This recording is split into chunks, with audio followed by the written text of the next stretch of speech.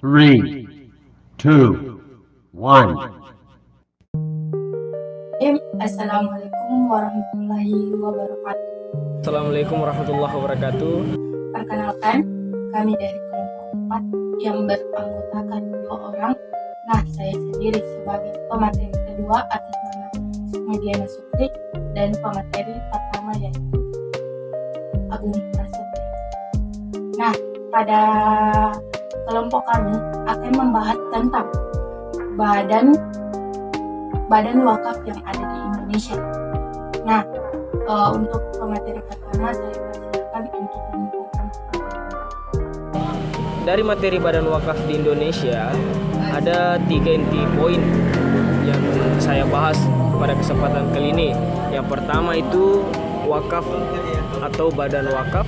Yang kedua peran badan wakaf di Indonesia, dan yang ketiga badan wakaf yang ada di Indonesia.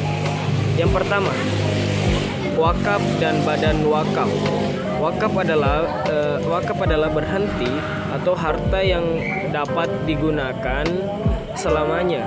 Wakaf menurut hukum Islam adalah perbuatan hukum atau badan hukum yang memisahkan sebagian harta benda agar bermanfaat bagi masyarakat lain dalam ajaran Islam. Nah, jadi ini wakaf itu semacam kayak kita memberikan sesuatu kepada orang. Contohnya itu ya wakaf tanah. Kebanyakan di Indonesia itu banyak orang yang memberikan tanahnya untuk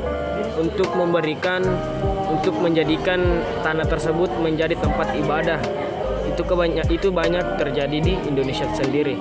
Adapun materi selanjutnya mengenai peran badan wakaf di Indonesia dan badan wakaf yang ada di Indonesia itu akan dijelaskan oleh Saudari Sukma. Untuk itu saya persilakan kepada Saudari Sukma untuk menjelaskan materinya secara singkat, padat, dan jelas. Materi yang kedua tentang peran badan wakaf yang ada di Indonesia. Nah, kalian tahu tadi pada materi sebelumnya dijelaskan tentang wakaf atau badan wakaf. Nah, materi yang ini menjelaskan tentang peran badan wakaf yang ada di Indonesia. Nah, adapun peran BWI atau Badan Wakaf Indonesia yaitu menyelesaikan sengketa. Artinya menyelesaikan sengketa di sini orang-orang yang melakukan sengketa akan diselesaikan oleh lembaga atau badan wakaf yang ada di Indonesia sendiri.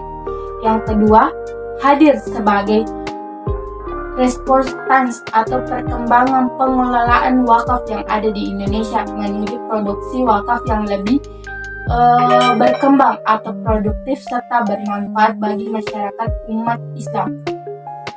Dan yang ketiga tentang pengelolaan dan pengembangan properti wakaf. Artinya di sini badan wakaf yang ada di Indonesia akan berkembang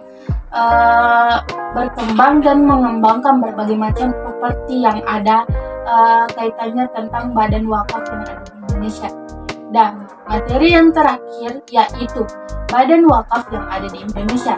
Nah, badan wakaf sendiri dicetuskan pada tahun 2004 menurut Undang-Undang Nomor 41 Tahun 2004, yang mana lahirnya sebuah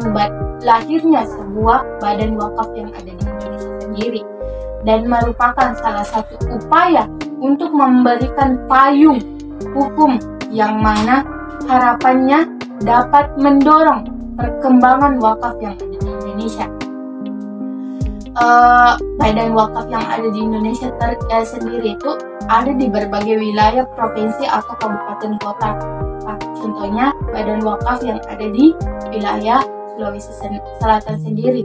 Nah, di wilayah Sulawesi Selatan sendiri itu terdapat berbagai titik badan wakaf yang ada di dalamnya. Contohnya ada di Kota Makassar, ada di Kota Parepare, dan lain sebagainya. Mungkin itulah presentasi dari kelompok 4 tentang badan wakaf yang ada di Indonesia. Lebih dan kurangnya mohon dimaafkan.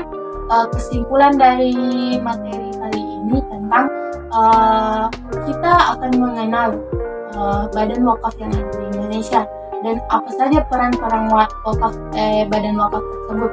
Peran-peran badan wakaf tersebut bukan hanya tentang bagaimana caranya menyelesaikan persengketaan, menyelesaikan bagaimana permasalahan, tetapi menjadi wadah bagi masyarakat untuk menyelesaikan sebuah sengketa ataupun permasalahan yang ada di dunia keluarga maupun dunia ekonomi sendiri. Mungkin sekian, lebih dan kurangnya mohon dimaafkan. Wassalamualaikum warahmatullahi wabarakatuh.